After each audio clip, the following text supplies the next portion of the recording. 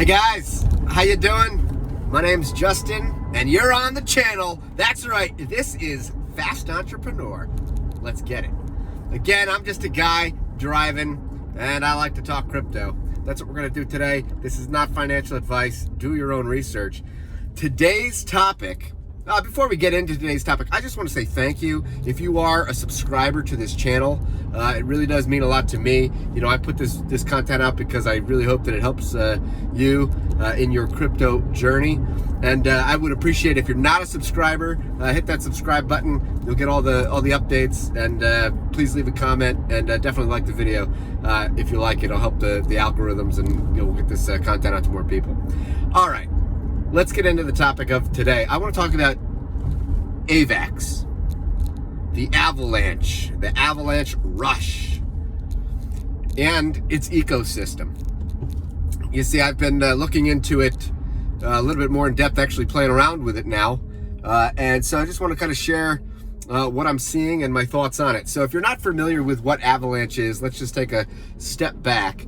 Avalanche is it's a layer 1 blockchain, so it's very similar to, say, like what Ethereum does. However, it has some maybe added benefits, perhaps. Avalanche, just playing around with it, it's a smaller ecosystem, and you can check that out on CoinMarketCap, but it's growing and growing quite quickly. There are many new dApps that are being that are being put on the Avalanche ecosystem. And if you go to a site like DeFi Llama, you can actually see the TVL. That stands for the total value locked. So that's basically the amount of money that's flowing into this system. And you can see that the Avalanche ecosystem, has really shot up. I don't, at the time of this recording, it may have changed, but we're looking at probably around a couple of billion. And it's still relatively, small in size when you compare it to some of the larger ecosystems. And there's reason to believe, just based on the news and some of the partnerships and some of the things that are coming out, that it might just be a matter of time before Avalanche ecosystem blows up and more money flows in. So let's talk about the actual ecosystem and how you get involved. So obviously, if you just want to, bet on Avalanche itself, you've got again, not financial advice, but you've got the AVAX token. And you can go to CoinMarketCap, you can click on the exchange tab, you can see, which exchanges AVAX token is located. But if you actually want to play around in the ecosystem, then you're going to have to bridge, most likely, your funds from wherever they are. Maybe most likely for a lot of people, Ethereum. It could be Matic, it could be whatever, but let's just talk Ethereum. And you're gonna have to use a bridge to bring it from your funds and your assets from the Ethereum side over to the AVAX side. And so if you go, you can actually check this out on the AVAX bridge. And what you're gonna wanna do is, you're gonna wanna connect your MetaMask wallet, and I guess they're recommending only do the desktop MetaMask, not the mobile app at this time. But if you want to use mobile, you could do something like Coinbase Wallet, which is obviously different than Coinbase, just the retail side of Coinbase. Coinbase Wallet allows you to hold your own coins, say on Ethereum, but also you can, in the settings, you can change it to the Avalanche ecosystem as well once you've bridged some of your funds. So you go to the bridge, and you're going to want to bridge from Ethereum over to Avalanche. Now there's a certain amount of coins you'll see when you get there. It might be something like 10 or 20 coins now that you're able to bridge. And when you do that, you'll pay a bridge fee. Basically, for this to happen. You'll wait for the Ethereum confirmations. You'll need 35 of them. That process can take 10-15 minutes, and it'll show you each step of the way. And then you'll wait for the Avalanche, kind of receipt confirmation on that side. Probably won't take more than a few minutes. Once you do that, you'll then see you'll have your assets on the Avalanche chain, and most of the assets, it looks like, on the Avalanche chain, at least these bridged assets, are going to have a .e I think that's just if it's coming from the Ethereum chain, but this is just from my experience. So I'm using the Ethereum bridge, and this is what I'm explaining. So let's, for instance, if you were bridging, say, USDC on Ethereum, and you were bridging it to Avalanche, you would have USDC.E. And so then what you would do is you go back to your wallet, MetaMask or Coinbase wallet or whatever you're using.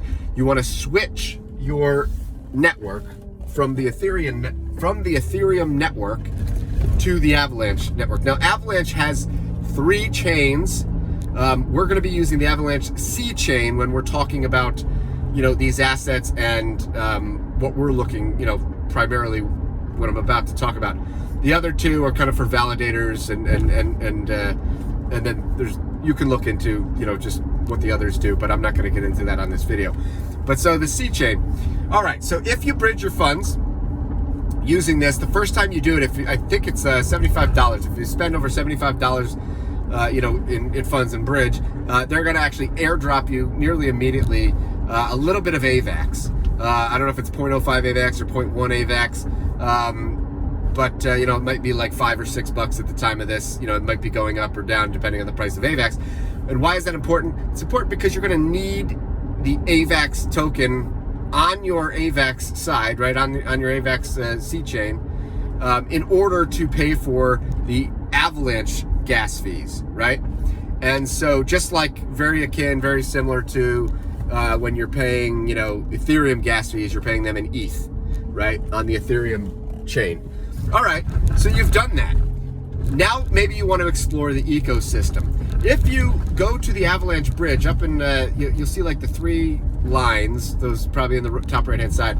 You can actually click on that, and you can click on ecosystem. They actually have, it's kind of like looks like a banner advertisement, but there's maybe 7 or 8 different projects that are kind of highlighted. Some of them are ones that you may know, like Aave, Curve, SushiSwap, which will be on AVAX, but there's a few others that maybe you're not as familiar with, and you may want to explore. Things like Pangolin. Pangolin is very similar to like Uniswap, if you will, except it's on AVAX. Or Joe, Trader Joe, which is another place that you can swap and exchange tokens. There's also, I don't know how you pronounce it, Benqi, BENQI, Snowball, and others. Yak. So there's, these are all different things that you can do. Some are for, auto farming. Some are for liquidity providing.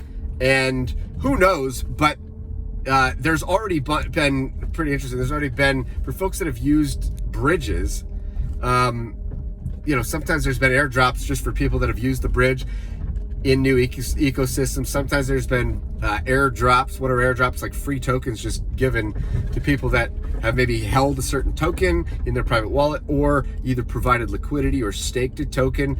So if you're trying to anticipate, and it all depends. I mean, I remember when Uniswap did this, in September last year, they airdropped like 400 Uni tokens to anybody that had basically played around with made a transaction on Uniswap.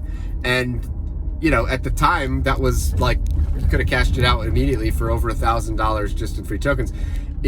At its peak, I mean, Uni was trading, $40 and upwards. I mean, that's a lot of money, right? I mean, it's a lot of money. No way about it. 400 Uni tokens, that's like what, 16 grand or something like that, if you had just held them and to that point, to the peak.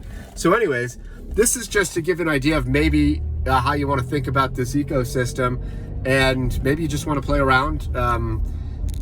It still seems like it's very early on in the ecosystem.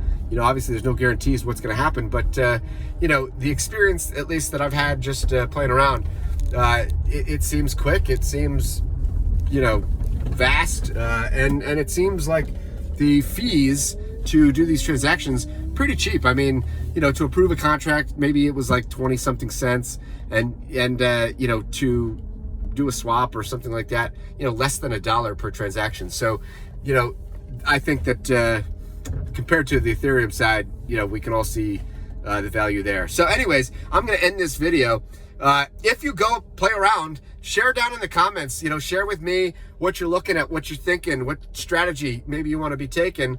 It'll not only help me, but it'll help the rest of us as we explore this together. And until next time, folks, I wish you all well. Be safe. Peace.